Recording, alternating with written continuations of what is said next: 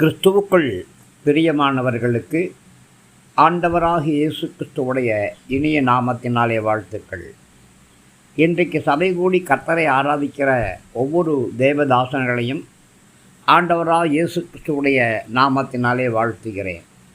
இந்த நாளின் காலை நேர தியானமாக நாம் எடுத்துக்கொண்ட வேத பகுதி சங்கீதங்களின் புஸ்தகம் 72வது சங்கீதம் 18வது வசனம்.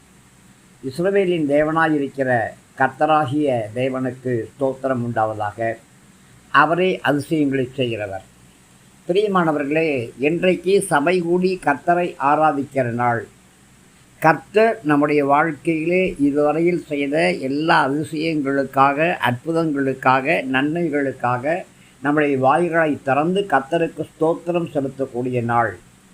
தேவனுடைய தீர்க்க தரிசனங்களுக்காகவும் கர்த்தருடைய வாக்குத்தத்தங்களுக்காகவும் நாம் கர்த்தரை நன்றியோடு துதிக்கிற ஒரு நாளுக்குள்ளாக நாம் கடந்து வந்திருக்கிறோம்.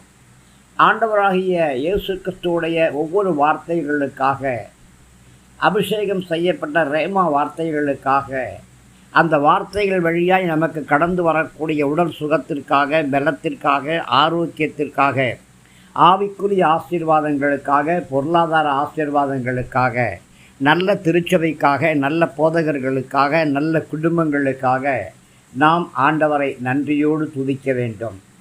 கர்த்தருடைய ஒவ்வொரு வாக்கு தத்தங்களையும் சொல்லி நாம் கர்த்தரை விசுவாசத்தோடு ஸ்தோத்தரிக்க வேண்டும். ஒருவேளை கர்த்தர் கூறியிருக்கிற வாக்கு தத்தங்கள் இன்னும் நமக்கு நிறைவேறாமல் இருக்குமானால் அது நிறைவேறும் என்று சொல்லி நாம் கர்த்தருக்குள் விசுவாசித்து அதற்காக நன்றியோடு கர்த்தரை ஸ்தோத்தரிக்க வேண்டும். பிரியமானவர்களே, இந்த உலகத்திலே தேவன் நமக்கு அநேக நன்மைகளை செய்திருக்கிறார். மகத்துவமான காரியங்களை நிறைவேற்றியிருக்கிறார். இவை எல்லாவற்றுக்கும் தேவனே துதிக்கு பாத்திரராய் இருக்கிறார்.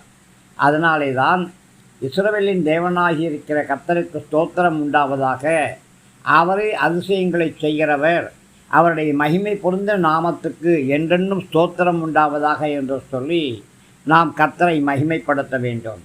இயேசு கிறிஸ்துவுடைய நாமத்தை துதிக்க வேண்டும். தேவனை இயேசு கிறிஸ்துவின் மூலியமாக எப்பொழுதும் ஸ்தோத்தரிக்க வேண்டும். தேவன் எப்போதும் இருக்கிறவர். அவர் சர்வ வல்லமையுள்ளவர். அவர் எல்லா இடங்களிலும் இருக்கிறவர். அவர் சர்வத்தையும் ஆளுகை செய்யக்கூடியவர். அவர் இஸ்ரவேலுக்கு மாத்திரம் தேவன் அல்ல, அவர் நமக்கும் தேவனாயிருக்கிறார். நாம் ஆராதிக்கிற தேவன் நம்மோடு தன்னுடைய குமாரனாக இயேசு கிறிஸ்துவோடைய இரத்தத்தின் வழியாக உடன்படிக்கை பண்ணியிருக்கிறார்.